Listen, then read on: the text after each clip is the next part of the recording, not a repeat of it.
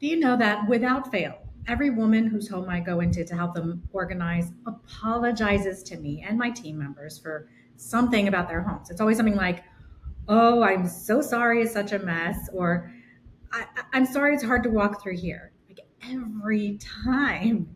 And interestingly enough, the men don't really apologize. No, they explain instead. They'll say things like, "Yeah, this has been years in the making," or "I just don't know where to put this stuff."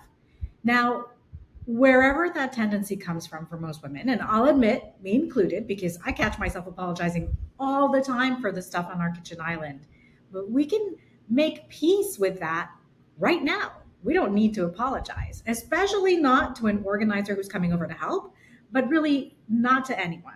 And the way that we do that is by becoming choosy organizers. And I'm going to tell you how to do that today.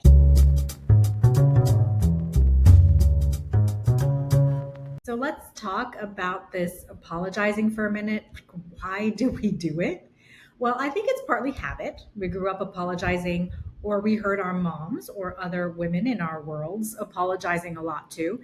It's partly shame and partly this weird cultural expectation that women are supposed to keep everything under control, right? The kids, the meals, the house, the dog, the schedule, just all of it. And when we don't, when life shows up in piles of laundry or dishes in the sink, well, we feel like we've failed. So we apologize. But the thing is, guys, that apologies don't make the piles any smaller. Apologizing doesn't reset the kitchen for you, and it sure doesn't bring peace into your home. It just reinforces the identity that you're the messy one, the disorganized one, or the one always behind, right? We're saying, well, I'm sorry, I didn't clean up enough before you got here. I should have done better. And the people who are coming over, they probably don't even care. As a professional organizer, I sure don't care. I'm just there to help you figure it out. And apologizing is not who you are. I know that. You know that. So, what if instead of feeling like, oh, I'm a disorganized mess, you shifted your identity to being a choosy organizer? I'm a choosy organizer. I'm someone who doesn't apologize for her home, but instead chooses with intention how her home supports her life. And that shift is possible. And it happens through what I call the five principles of beautiful living. And I want to walk you through those today so you can see how they can anchor you when life feels messy. And these aren't just principles for your home, okay? They're touchstones or guideposts for a calmer, more intentional life. They make sure you're moving in the direction of feeling really good, really right in your home, in your work, in your town, and in your relationships. All right. So, principle one is live light. My husband and I come from sort of similar family backgrounds in that our parents were frugal. They only spent on the necessary things, not on like nice to have stuff. So, my husband and I, we inherited that way of living. And so, as we transitioned into our adult lives, every event we went to, every sports season, every work conference, we would bring home whatever free stuff they were giving out. We had mugs, more mugs than could really fit. We would stack them three high. Our kitchen cabinet was basically a mug museum. And I had a reason for keeping them all. Like when my family would come to stay, we needed a mug for every person. And we drank tea multiple times a day. So, yes, we needed 28 mugs. And then some of those mugs were from different places that we had each visited. So we didn't want to part with them. Oh, no, they were memories. But years later, after I began my journey to being organized, we pared it down. And we now have about, I would say, 10 to 12 months. And I've kept our favorites, of course. And when we have a big bunch of people come over and we need to make tea, we improvise. I'll pull out the nice Christmas mugs that my mother in law gave to us, and I wash mugs between uses. It just takes a minute. So now our mornings are really simple. We can grab a mug for our coffee without being scared that, we're going to knock down something and break it. It's way easier to unload the dishwasher and put the mugs away, which used to be a real chore I dreaded because of having to balance all those mugs on top of each other. But that's what living light looks like. It's choosing quality over quantity, keeping less so the things you do keep serve you well. And by doing so, you're lightening your mental load, like me not having to dread putting the mugs away anymore. So, how do you live light and put this into practice and become a choosy organizer? Well, pick something, or let me say that a different way. Choose something that's annoying to you that you might have too many of. Maybe your t shirt drawer isn't closing easily, or you hate to put your kids' socks away. Set a number or a space limit and choose the ones that you prefer to keep until you reach that number or that space, and then you donate the rest. And go ahead and try that one thing and see how you can enjoy the freedom of space. And you're also choosing to limit how much of this stuff you're going to bring into your home from now on. So you're practicing simple sustainability right there. Principle two is to love your home. Now, this is all about creating inviting spaces in your home. Listen, messes will happen. Maybe you have kids, maybe you have pets, and you probably have a decent number of Amazon deliveries happening. Look, life is messy, but the difference between apologizing and feeling confident in your home is knowing that you can reset it quickly. Think about the last time that you were sick. Maybe your partner picked up some of the slack and got the kids to school on time or not, but they made it there, right? But for those days that you were sick, things probably got messier than usual. The laundry maybe backed up a bit. The kitchen was in disarray. It's going to happen. And then the day that you actually feel better is the day your husband panic texts you because your in laws left him a message to say that they were stopping by that evening to help out. And you're sitting at work thinking that your house looks like a tropical storm ripped through, picked up every toy, every dirty dish and random sweatshirt you all own and dropped them on every surface. Like, how could you possibly feel good about welcoming your in laws into your house like that? Well, when you have a 10-minute tidy reset, like the one that I go through in episode 66, it's called From Chaos to Company Ready in 10 Minutes. I'll put the link in the show notes so you can listen to it. But if when you have a 10-minute tidy reset like that, you'll know that you can get your house to be at least presentable by whatever your standards are before they get there. And that's loving your home. It's not perfection, but it's for trusting in your systems so you feel confident anytime. And so you really do love hanging out in your house without feeling annoyed or stressed by seeing clutter around you.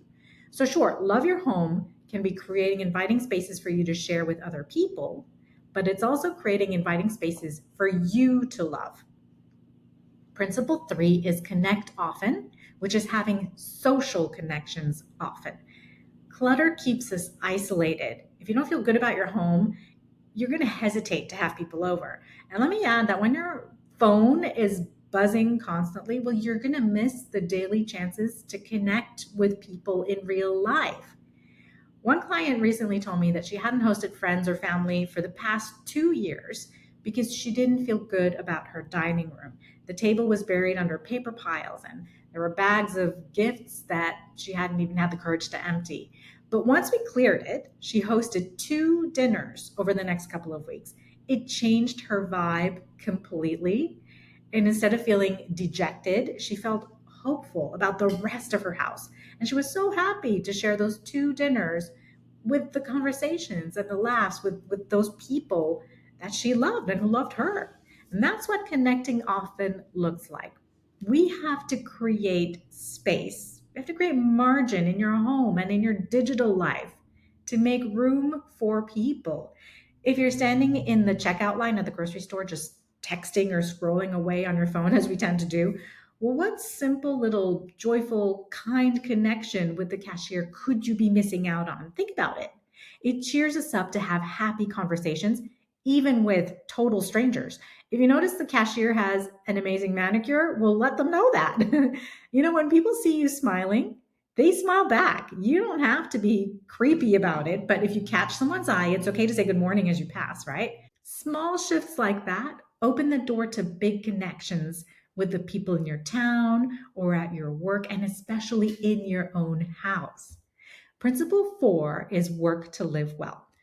I'm pretty sure that's why most of us work. We're in search of living well. But a lot of us are working so hard just to keep up. And if we're honest, the work never ends. Emails, laundry, carpools, and of course, endless to do lists. But when you work to live well, you flip the script on that. Productivity isn't the goal, living well is the goal. And you might have one of those to do lists that never ends, and that's normal. We always want to do more than we could ever possibly have time for. That's just a function of being human, I think. One of my favorite tools is my donut method for long to do lists. Okay. Donut stands for do it, outsource it, nix it, uncomplicate it, or table it. It's just a playful way to cut your list down to what actually matters. And it reminds you that not everything deserves your energy. It's how you can be choosy about what you actually need or want to accomplish on that list. And then you choose what can wait and what you can actually just cross off and not do at all. I'll put a link to how you can download my donut method so you can go through it with your own to-do list. Okay. Now, productivity is important in businesses, of course, but we've brought maybe an unhealthy version of it into our home lives as well. The reality is that there's no division line between work and home anymore because we're always connected. We have our phones with us and our computers with us all the time. And if you're one of the lucky ones, well, you love to work. The trick is to balance all the stuff you want to do with all the stuff that is best for you to do right now at this moment. And you might get to the other stuff later, you might not, but if you choose with careful thought and intention, the stuff you didn't do isn't going to haunt you later. All right.